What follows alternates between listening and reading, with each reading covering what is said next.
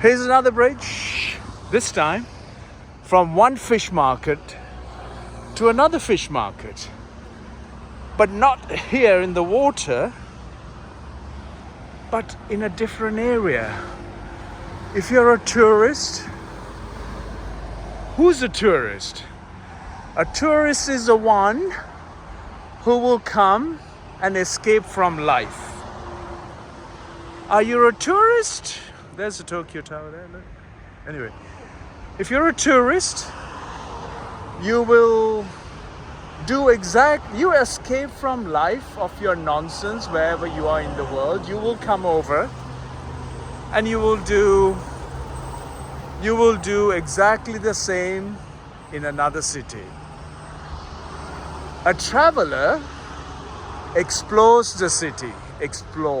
He walks around, he's inquisitive, she is curious to know what is going on in this land, very different. But a tourist, they go and do the same thing. Go to the Starbucks, go to Uniqlo, go shopping, go do the nails, go do the hair, go do the makeup, go to Shiseido, go to a cafe, sit down and spend 20 minutes on your phone. And then and then complain that you walked too far today. And then you want to sit down and have a relaxing time. The life is always relaxing. Life has no time left for you because it's slipping away from you. It is in your hands to make sure you manage that energy that you've got. Instead of dancing up and down, here you are, and people will get up at 10 o'clock in the morning because they're either drunk or they're drugged. They partied all night. Fantastic. You can do whatever you want to do. I'm just sharing what is wonderful. I'm having fresh air. It's 7 o'clock in the morning. Nobody's on the street. I've been walking since 4 o'clock. Nobody's on the street. All these apartment blocks will start coming out soon. When they come out, it's like ants and bees all over you. And you're stressed even before you start the day. But I've been already out 3 hours of the day. The sun has risen. It's keeping me energized. I haven't had any breakfast, just a glass of orange juice. And that is energizing me all day. And I've got so much to go do today. And you will find out what I mean when you see some of these videos. It's not about the comforts and convenience. It's about how you manage your mind, your emotions, your thoughts, your energies, your life energies. The most critical of it is your life energies, which is entirely in your hand as to how you're going to use it, how you're going to put to good use. No caffeine to keep you up. Nothing else. No Red Bull to keep me up. There's no caffeine or coffee or tea or anything. It's just how it is. Just keep going and you feel. If you keep going, you will keep going. Perseverance and curiosity will take you to places that are beyond the reach of the tourist. But it is in the way of an explorer. And you get immersed into it and dissolve. You cannot take anything with you. You can just experience of it all. The feet that you walk, the very earth that is supporting you, will keep you continuous. Are you willing?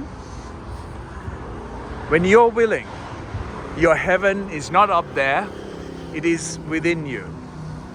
If you're unwilling, your hell is not under the earth or anywhere else. It is still within you. The hell and heaven that you have got in your head as a concept is simply the way you conduct yourself as a human being. Only a human being is capable of this. No other creature has this involvement, but their nature is in good hands, which is the existence, the existential life that they are from birth to death. The nature decides or has a control over that creature. But for human beings, you can be anything. The sky is no limit. There is nothing to limit you. What can limit you is your thought. Is it in a joyful state, or is it in a miserable state? Do you wake up this morning with a joyful feeling that you're still alive and your heartbeat is still going? Because you don't know when that is going to stop. Until that stops, it is entirely your responsibility to make sure that you give a good sense of experience to the brief life that you have.